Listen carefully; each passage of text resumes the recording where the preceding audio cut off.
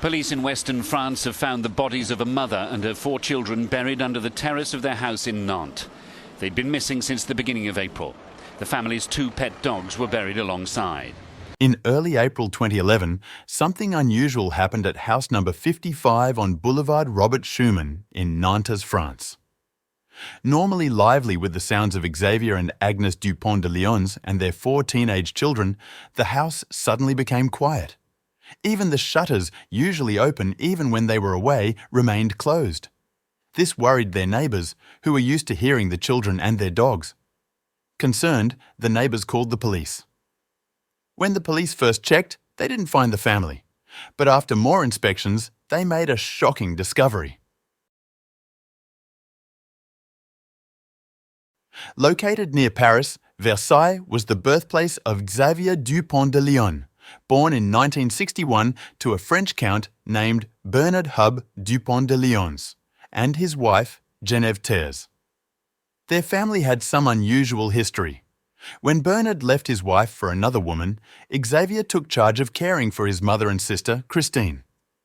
Christine Dupont de Lyons claimed to receive messages from God, which she wrote down during sessions of automatic writing like a surrealist poet. Her beliefs eventually led her to establish a group called the Church of Philadelphia, which Geneviève convinced others was chosen to survive an upcoming apocalypse and rebuild the world. According to Geneviève, Christine was destined to be a reincarnation of both Jesus and Satan, bringing salvation despite inheriting her father's noble title. Xavier wasn't very interested in French customs. He loved luxury cars and extravagant things, especially those from the United States. His mother, Geneviève, supported his lavish lifestyle using money from her followers in the cult. In 1974, on the island of Bras, Xavier met Emmanuel Teneur, and they became close friends for life. Emmanuel even confessed his love for Xavier once, but despite this, they remained best friends. 2 years later, Xavier met Agnes Hohner, who was born near Paris on November 9, 1962. She was known for her strong religious beliefs and worked at a Catholic school teaching catechism. Although not much is known about her family, it's clear that Xavier and Agnes had a passionate but brief romance in 1990. Agnes gave birth to their first child, Arthur, soon after they reunited. They married, and Xavier adopted Arthur as his own. 2 years later, they had their first biological child, Thomas, who was named after Emmanuel, chosen as his godfather. After Thomas, they had 2 more children, Anne and Benoit. The family of 6 seemed to be the picture of happiness, with Xavier being a loving father and the children doing well in school, showing promise for the future. Around 2000, Xavier moved his family to the United States to better align with their interests and preferences. However, the venture failed, causing significant financial problems when they returned to France. Xavier accumulated large debts from his unclear professional activities, which were described as sales by French media. Financial issues troubled Xavier for many years, including a failed attempt to import cars from the United States to France. Xavier also started several small businesses, none of which were very successful. These included a hotel and restaurant guide for salespeople, a customer loyalty system for restaurants, and an association called the French Federation of Commerce. He also managed a discreet business where he was listed as the manager, but the earnings from this were minimal. In 2003, he hired 6 salespeople, but his income remained low, around $4,200 annually. His work often took him away from home during the week, putting strain on his marriage. Financial problems began to affect their relationship, worsened by typical marital disagreements. By 2004, Agnes wrote extensively on a French forum about their challenges. She mentioned that Xavier once said a group death in their family wouldn't be catastrophic. By 2009, their growing debt led to a temporary separation. During this time, Xavier blamed Agnes for their financial troubles in numerous letters, causing Agnes emotional distress, affecting her appetite and sleep. Xavier turned to his friend Emmanuel for help. Emmanuel, despite coming from a wealthy family, lived modestly in a small apartment. He generously lent Xavier large sums of money, funded his travels, and even co-signed for the house where Xavier settled with his family in the late 2000s. Once settled at 55 Boulevard Robert Schumann, neighbours saw Agnes as bossy and less pleasant than her husband. Behind closed doors, Agnes faced personal turmoil, viewing Xavier as emotionally distant, rigid, and sometimes abusive.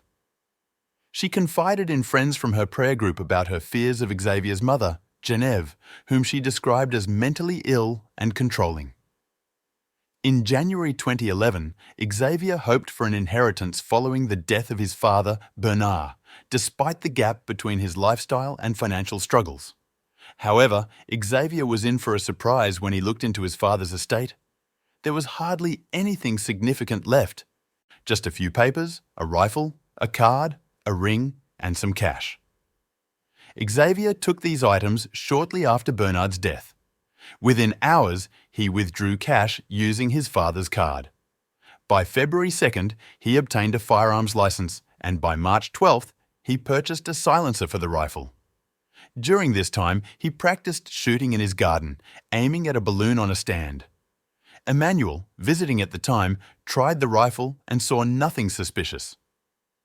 Xavier explained the silencer was to avoid bothering neighbours. On Friday, April 1st, Xavier and Emmanuel went to a shooting range where Bernard's inherited rifle was a topic of interest.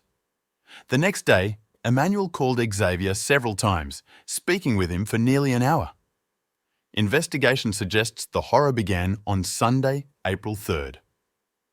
That evening, Xavier, Agnes and their children went to the movies and enjoyed dinner at a restaurant.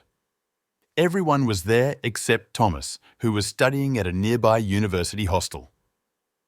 After returning home, Xavier messaged Christine about their dinner outing.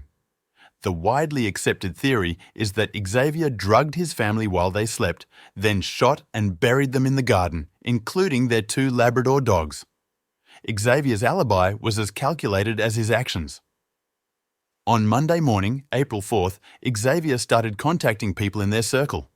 He called Agnes's workplace claiming she was sick and contacted the children's schools, fabricating stories about their illnesses and accidents. By midday, he sent a letter to Arthur's workplace saying Arthur was resigning due to Xavier's transfer to Australia. He still had Thomas to deal with. That evening, he met Thomas for dinner near his university residence. Afterward, Thomas returned to his room. The next day, Xavier sent an urgent message to Thomas, claiming Agnes had a bicycle accident and was in a coma at a hospital. This prompted Thomas to rush to Nantes. It's presumed Xavier killed Thomas in the same manner as his siblings and mother. Later that evening, Emmanuel spoke with Xavier for nearly 19 minutes. Around midnight, a friend of Thomas received a message from him, claiming he was home watching a movie with his father. Thomas was likely already dead by then.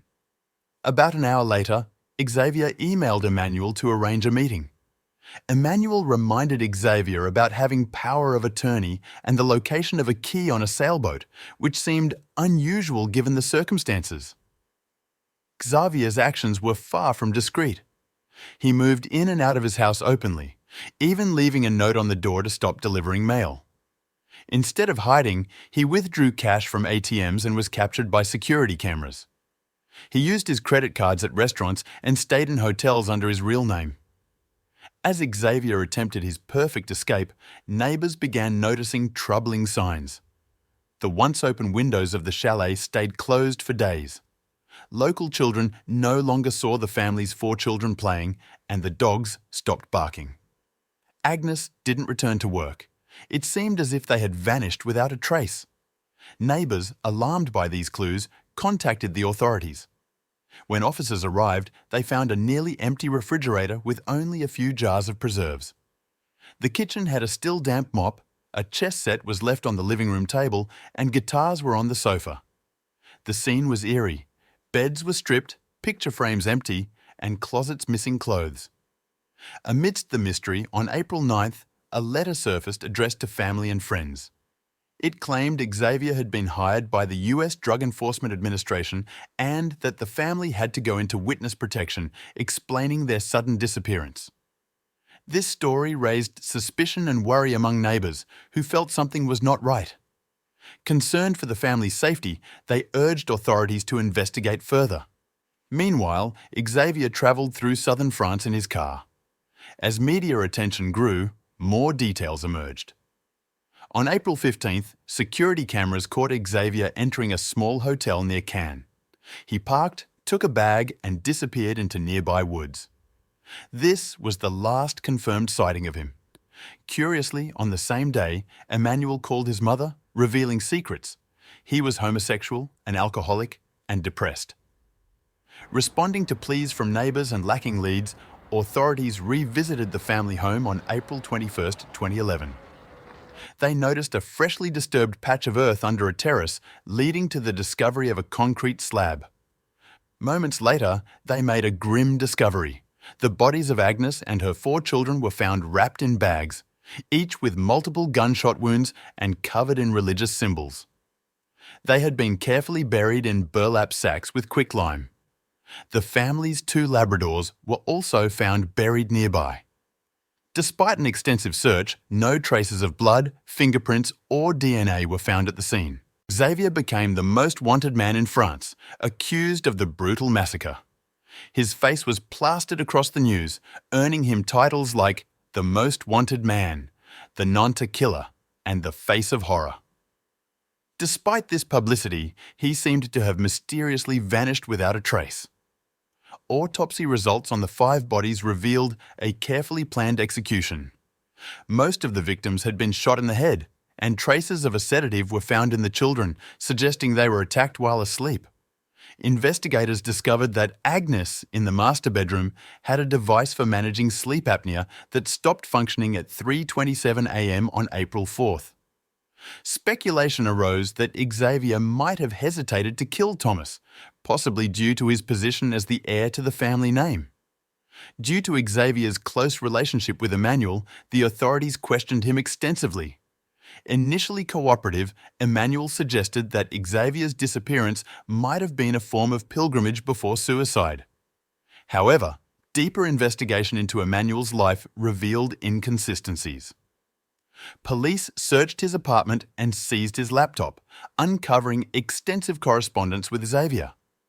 These emails ranged from mundane to philosophical, with one particularly intriguing email sent on April 6th.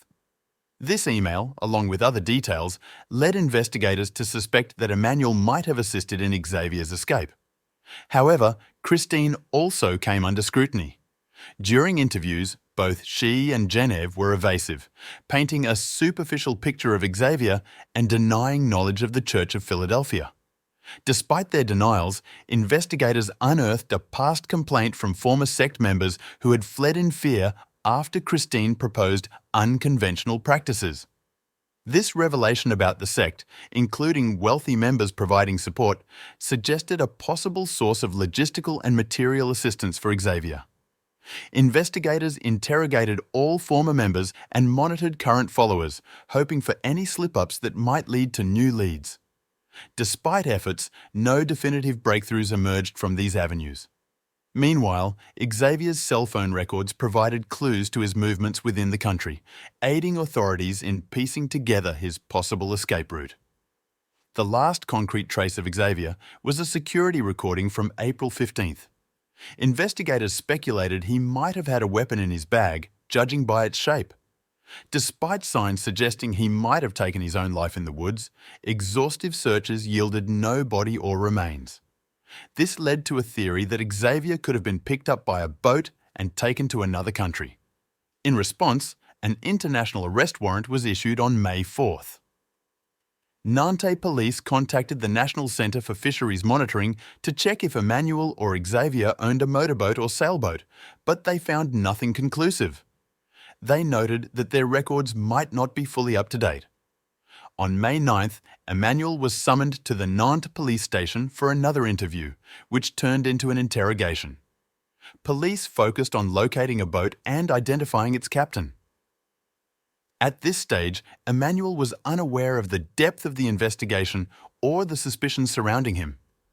When asked about a reference to a sailboat, Emmanuel described it as a coincidence. He disclosed giving Xavier power of attorney to access his safe deposit box in case of an emergency, with the key stored on a model sailboat in an apartment. The safe contained his will, and that was all. Frustrated and empty-handed, the police released Emmanuel after the interrogation. Despite several coincidences, the investigation into Xavier's disappearance remained uncertain. Emmanuel was viewed primarily as a witness, and no arrests had been made. However, police debated the need for further interrogation, leaning on him as the most likely accomplice. A significant breakthrough occurred when investigators reviewed all checks issued to Xavier's company. They discovered an unusual check for $4,200 signed by Emmanuel, linked to an unknown account in Monaco. They immediately requested account statements, but Monaco's strict banking privacy laws required responses through their own regulatory agencies. On September 28th, 4 police officers revisited Emmanuel's residence. After a long wait, Emmanuel emerged disoriented and in his underwear, barely able to confirm his identity. His apartment was sparsely furnished, littered with empty alcohol bottles, suggesting a state of deep loneliness. Emmanuel hadn't received any letters or calls from Xavier, which troubled him deeply. Police no longer considered him a suspect, but rather a lost soul, raising doubts about their investigative focus. Xavier had become one of France's most wanted alleged murderers, possibly internationally notorious. In 2015, a journalist claimed to have received a letter from Xavier asserting he was alive. Handwriting, DNA, and fingerprint analyses were conducted on the note, but they yielded no new information. On January 9, 2018, police raided a monastery in Rebron-sur-Aron after a tip-off about a monk resembling Xavier. After 2 hours of intense searching, they determined it was a case of mistaken identity. On January 18, 2019, Emmanuel died of a heart attack. That same year, authorities mistakenly arrested a man believed to be Xavier at Glasgow Airport in Scotland. Another theory suggested Xavier might be in South America, particularly Argentina, where his language skills and charisma could aid in blending in. Over the years, the Church of Philadelphia has persisted and reportedly experienced a resurgence. This secretive group, active for nearly 40 years, remains withdrawn from the world. In the summer of 2019, 2 brothers raised within the sect filed new complaints against Christine and Genève. For 2 decades, these women have staunchly proclaimed that Xavier is alive, innocent, and hiding in the United States under witness protection.